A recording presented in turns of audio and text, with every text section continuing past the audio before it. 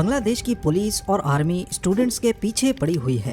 کہیں police veins students کے اوپر سے گزرتی ہوئی دکھائی دیں تو کہیں ہیلی کاپٹرز کو یونیورسٹی کی چھتوں پر لینڈ کرتے دیکھا گیا۔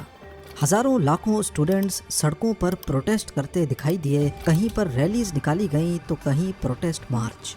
دیکھتے ہی دیکھتے اسٹوڈنٹس کی تحریک اتنی پھیل گئی کہ انہوں نے مجبور ہو کر روڈز، ہائی ویز اور ریلوے سسٹم کو بھی بلاک کر دیا۔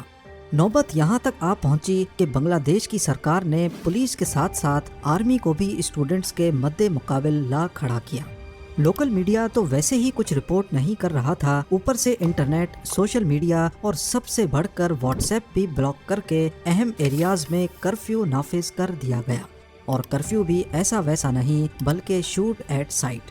کئی مقامات پر اسٹوڈنٹس کے اوپر ڈائریکٹ گولیاں بھی برسائی گئیں۔ 200 سے زیادہ نہتے اسٹوڈنٹس مارے گئے، کئی ہزار زخمی اور بے شمار اسٹوڈنٹس کو اریسٹ کر لیا گیا۔ اس سب کے ساتھ ساتھ اتنے دنوں تک ملک شٹ ڈاؤن رہنے کی وجہ سے بنگلہ دیش کو $2 بلین سے زیادہ کا نقصان ہو چکا ہے۔ اتنا سب کچھ ہونے کے بعد سب کے ذہن میں ایک ہی سوال منڈلا رہا ہے کہ بنگلہ دیش میں آخر یہ سب کیوں ہو رہا ہے۔ ناظرین، اس سب کی شروعات 5 جون 2024 کو ہائی کورٹ کے ایک فیصلے کے بعد سے ہوئی، جب انہوں نے بنگلہ دیش سول سروسز میں کوٹا سسٹم کو واپس سے بحال کر دیا۔ شروعات میں کچھ پیسفل پروٹیسٹ دیکھے گئے، لیکن اس کے بعد عید کی چھٹیاں آنی تھیں، اسی وجہ سے ملک بھر میں پروٹیسٹ پوسٹ پون کر دیے گئے۔ عید کے بعد اسٹوڈنٹس نے دوبارہ سے پروٹیسٹ شروع کیے، اور اس بار یہ کچھ زیادہ سیریس تھے۔ انہوں نے روڈز بلاک کیے اور کوٹا سسٹم کو ختم کرنے کی ڈیمانڈ ظاہر کی۔ ویسے تو پروٹیسٹ کا مقصد کوٹا سسٹم کا خاتمہ تھا، لیکن دیکھتے ہی دیکھتے اس میں اور بھی کئی وجوہات شامل ہو گئیں۔ بنگلہ دیش میں عوامی لیگ پارٹی کی گورنمنٹ ہے، اور اسی پارٹی کا ایک اسٹوڈنٹ ونگ ہے جس کو چھاترا لیگ کہا جاتا ہے۔ چھاترا لیگ کے ممبرز نے پروٹیسٹ کرنے والے اسٹوڈنٹس پر کئی مقامات پر حملے کیے، اور وہ بھی پولیس کی سپورٹ سے۔ اس معاملے پر اسٹوڈنٹس جو پہلے صرف کوٹا سسٹم کے خلاف پروٹیسٹ کر رہے تھے، ان میں غصے کی ایک لہر دوڑ گئی۔ ساتھ ہی ساتھ کئی مقامات پر آرمی نے UN کی گاڑیوں کو پروٹیسٹرز کے خلاف استعمال کیا، جس سے یہ سمجھا گیا کہ شاید یونائٹڈ نیشنز بھی اس سب میں ملوث ہے۔ جب یہ خبر انٹرنیشنل میڈیا پر چلی تو پوری دنیا میں یونائٹڈ نیشنز کا ایک برا امپریشن گیا، اور UN نے بنگلہ دیش سے ایسا کرنے کی وجہ طلب کی۔ معلوم پڑا کہ کچھ گاڑیاں UN مشن کو رینٹ کی گئی تھیں، لیکن ان پر سے لوگو نہیں ہٹایا گیا تھا۔ ابھی پروٹیسٹرز کا غصہ تھما ہی نہیں تھا کہ 14 جولائی 2024 کو بنگلہ دیش کی پرائم منسٹر شیخ حسینہ نے کچھ ریمارکس دیے، جس نے معاملے کو مزید گمبھیر بنا دیا۔ ان کا کہنا تھا کہ فریڈم فائٹرز کو اگر جابز میں کوٹا نہیں دیا جائے گا تو کیا رضاکاروں کو دیا جائے گا؟ پرائم منسٹر کے اس بیان نے تو جیسے آگ سی ہی لگا دی، لیکن اس بیان کی اصل ویلیو آپ کو تب سمجھ آئے گی جب آپ کو فریڈم فائٹرز اور رضاکار کے بارے میں علم ہوگا۔ جیسا کہ آپ جانتے ہیں کہ 1971 سے پہلے بنگلہ دیش پاکستان کا حصہ ہوا کرتا تھا۔ اس وقت اس کو ایسٹ پاکستان، جبکہ آج کے پاکستان کو ویسٹ پاکستان کہا جاتا تھا۔ ایسٹ اور ویسٹ پاکستان دونوں کو انڈیا نے ڈیوائیڈ کیا ہوا تھا۔ ان دونوں میں فاصلہ بھی کافی زیادہ تھا، اور دونوں کے بیچ ریلیجن کو چھوڑ کر کافی سارے ڈفرینسز پائے جاتے تھے، جس میں لینگویج کا فرق سب سے بڑا تھا۔ ایسٹ پاکستان یعنی کہ بنگلہ دیش میں شیخ مجیب الرحمان کی عوامی لیگ کا کافی زیادہ ہولڈ تھا، جبکہ ویسٹ پاکستان میں مختلف پولیٹیکل پارٹیز موجود تھیں۔ اس وقت پاکستان میں مارشل لا لگا ہوا تھا، اور جنرل یحییٰ خان جو اس وقت چیف مارشل لا ایڈمنسٹریٹر تھے، ان کی ذمہ داری تھی پاکستان میں جنرل الیکشنز کروانے کی۔ ان الیکشنز میں ایسٹ پاکستان کی عوامی لیگ کو کافی کامیابی ملی، جنہوں نے ایسٹ پاکستان کی 169 سیٹس میں سے 167 سیٹس کو کلین سویپ کر دیا۔ اب پاکستان کی نیشنل اسمبلی کی ٹوٹل سیٹس ہی 300 تھی، جن میں سے 167 یعنی کہ آدھی سے بھی زیادہ سیٹس ایسٹ پاکستان کی عوامی لیگ لے چکی تھی، جس کا مطلب تھا کہ عوامی league national assembly of Pakistan میں اپنی گورنمنٹ آسانی سے بنا سکتی تھی۔ پر اس وقت کی ملٹری لیڈرشپ ایسا نہیں چاہتی تھی، جس کے چلتے ایسٹ پاکستان میں سول ڈس اوبیڈینس کی تحریک چل پڑی۔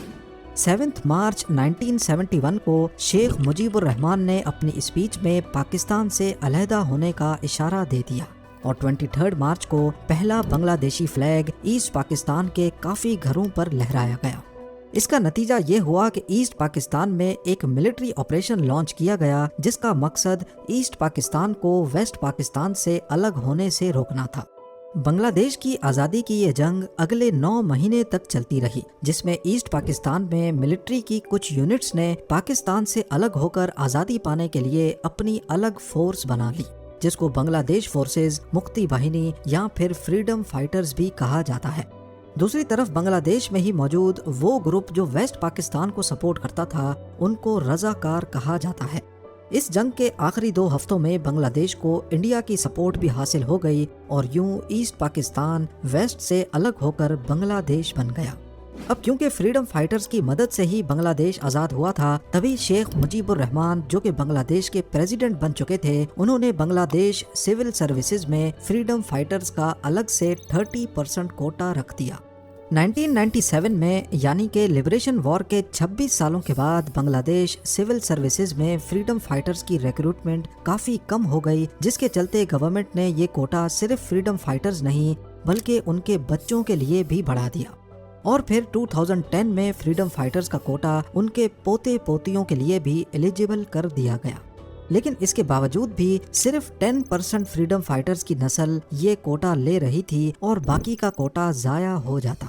اب پورے ملک میں جو لوگ میرٹ پہ محنت کر کے سول سروسز کی جاب حاصل کرنا چاہتے، ان کا کوٹا 44% تھا اور وہ بھی اب کم پڑنے لگا۔ تو یہ چیز اسٹوڈنٹس کو کافی خراب لگتی کہ ہم اتنی محنت کرنے کے بعد بھی میرٹ کے 44% کوٹا میں بھی نہیں آ سکتے، جبکہ فریڈم فائٹرز کا خاندان کچھ نہ کر کے بھی آسانی سے گورنمنٹ جاب حاصل کر سکتا ہے۔ 8 مارچ 2018 کو بنگلہ دیش ہائی کورٹ میں کوٹا سسٹم کے خلاف ایک پٹیشن فائل ہوئی، جس کو کورٹ نے ریجیکٹ کر دیا۔ اس وقت پرائم منسٹر شیخ حسینہ نے کہا کہ وہ پرسنلی فریڈم فائٹرز کے خاندان کے لیے کوٹا رکھنا چاہتی ہیں، جس پر اسٹوڈنٹس نے کوٹا سسٹم کے خلاف بھرپور پروٹیسٹ کیے۔ ان کا کہنا تھا کہ یا تو فریڈم فائٹرز کے بچ جانے والے کوٹا کو میرٹ والے کوٹا میں مرج کر دیا جائے یا پھر فریڈم فائٹرز کا کوٹا کم کیا جائے۔ اس پر پرائم منسٹر شیخ حسینہ نے ایگزیکٹو آرڈر جاری کیا اور بنگلہ دیش سول سروسز میں سے کوٹا سسٹم ہی ختم کر دیا۔ اگلے کچھ سالوں تک خاموشی رہی، لیکن پھر اچانک بنگلہ دیش ہائی کورٹ نے 5 جون 2024 کو شیخ حسینہ کا وہ ایگزیکٹو آرڈر کینسل کر کے کوٹا سسٹم واپس سے بحال کر دیا، اور یہیں سے دوبارہ پروٹیسٹ شروع ہو گئے۔ جب حالات حد سے زیادہ بڑھ گئے تو 21 جولائی 2024 کو سپریم کورٹ آف بنگلہ دیش نے کوٹا سسٹم میں بھاری رد و بدل کا آرڈر پاس کیا۔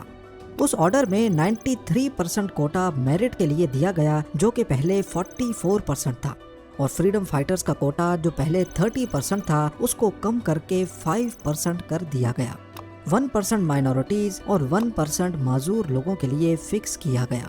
اس آرڈر کے بعد اسٹوڈنٹس نے صرف اس شرط پر پروٹیسٹ ختم کرنے کا فیصلہ کیا کہ ان کے اریسٹ کیے گئے ساتھیوں کو چھوڑا جائے، اور جن علاقوں میں اسٹوڈنٹس کو مارا گیا وہاں کے گورنمنٹ آفیشلز ریزائن کریں۔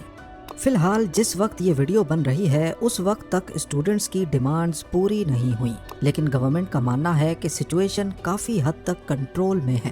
موبائل سروس، انٹرنیٹ اور سوشل میڈیا دوبارہ سے کھولے جا رہے ہیں۔ آپ کا اس پورے سینیریو کے بارے میں کیا خیال ہے مجھے کمنٹ سیکشن میں ضرور بتائیے گا۔ امید ہے ویڈیو بھی آپ لوگ بھرپور لائک اور شیئر کریں گے۔ ملتے ہیں اگلی شاندار ویڈیو میں۔